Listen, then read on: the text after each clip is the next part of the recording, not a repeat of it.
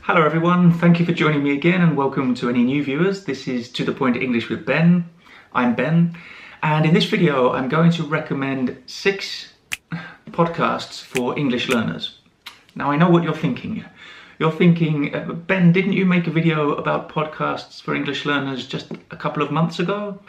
That's right, I did. But that video was about just general podcasts, general English podcasts that I thought you as English learners would find useful. But today's video, these 6 podcasts are specifically English learning podcasts. So they are podcasts mostly by English teachers who teach vocabulary, grammar, pronunciation for English learners. Now, I'm not an English learner, so I don't know all the podcasts that are out there. So I really encourage you to share in the comments your favorite English learning podcast so you can help other people who are watching the video.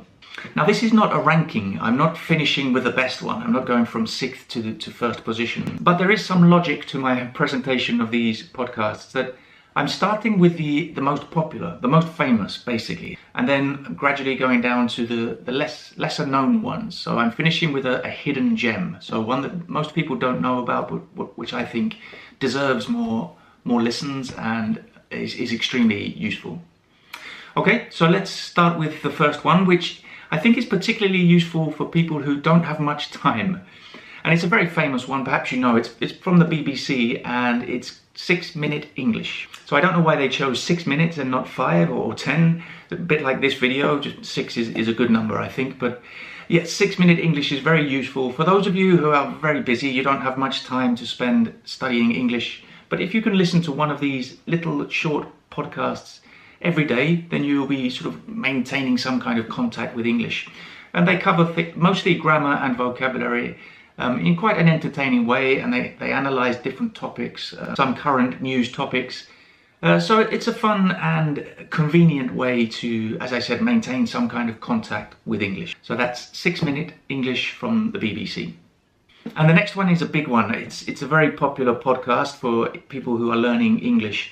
Many people mentioned it in the comments to my last video, and I've watched some of the episodes on YouTube because this guy not only produces podcasts but also broadcasts them on YouTube.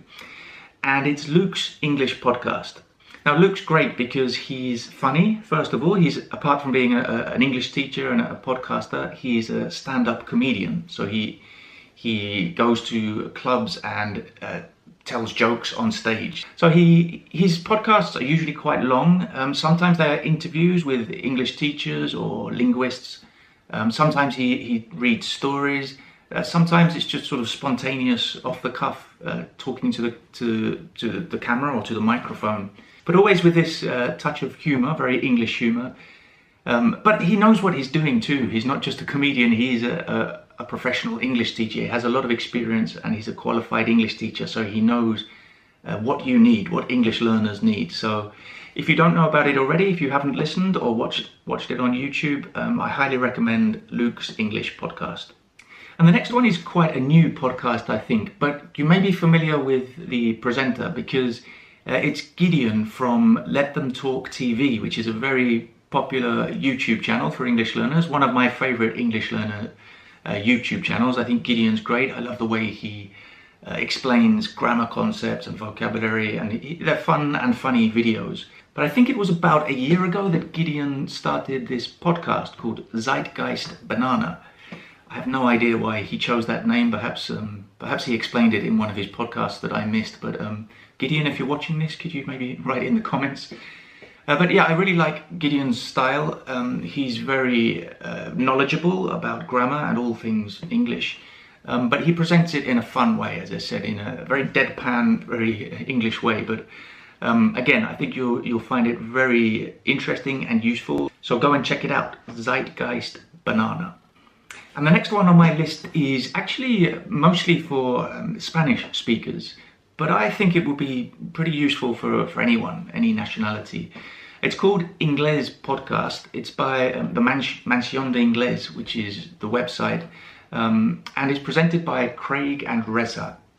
I think it's a really good, again, fun and interesting podcast. And these guys focus on grammar, vocabulary, and pronunciation. They really know their stuff too. They know what they're doing. They're professional English teachers. But I think they just present the grammar concepts and the vocabulary and all these ideas in a very pleasant way. They're obviously very knowledgeable, that shines through, but it's also about how connecting with the audience and making it entertaining in some ways. It's like these YouTube videos. Of course, they're educational, but they have to be slightly entertaining to make that connection with the audience. The next podcast is particularly useful for those of you who might be studying for an English exam, especially the Cambridge English exams, because it's presented by a friend of the show. I've always wanted to say that. Frank Cariso, who has been on my YouTube channel a couple of times. I've interviewed him because he is the exam expert. He knows everything about, especially the Cambridge English exams. And I know many of you, my subscribers and viewers, are planning to take a Cambridge English exam. This is the podcast you need to be listening to for this. Now, Frank, as I said, he's an expert. He knows everything about the Cambridge English exams. But apart from being an expert, again, he knows how to present a podcast. He's very professional, and he has guests on, some who are preparing for the exams, and he talks about their experiences while they're preparing. He also has some guests who have already taken the exam who come on to talk about their experiences. So it's extremely useful for anyone planning to take any English exam, but specifically the Cambridge English exams. Now, I also have to mention that Frank is now helping me out with my TTP Exam Academy. For those of you who don't know, I started this about 3 months ago. It's an academy for B2 First, C1 Advanced and C2 Proficiency Cambridge English students. It works as a monthly subscription membership through Patreon. And when you join, you get regular workshops with me and now with Frank, who joined a month ago and has been giving weekly workshops on the Cambridge English exams. You also have the option for the Writing Academy, where you get 2 writing corrections plus all the workshops that we give. All the workshops are recorded, by the way, so if you can't attend them all, you can always watch them later. So I'll link to that in the description to this video. Okay, the last podcast now, and it's this hidden gem. So a hidden gem is something, something really high quality that most people don't know about.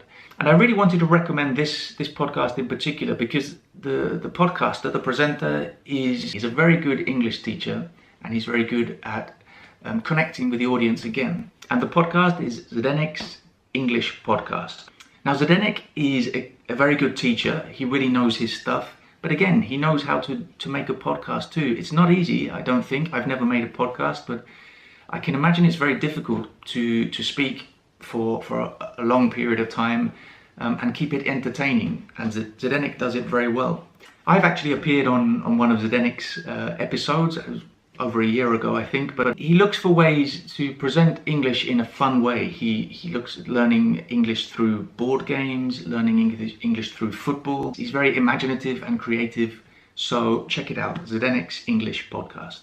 And as always, share your own recommendations in the comments. I would love to see them. I'd like to get to know some more podcasts. And maybe I'll start my own podcast one day. What do you think about that? Let me know.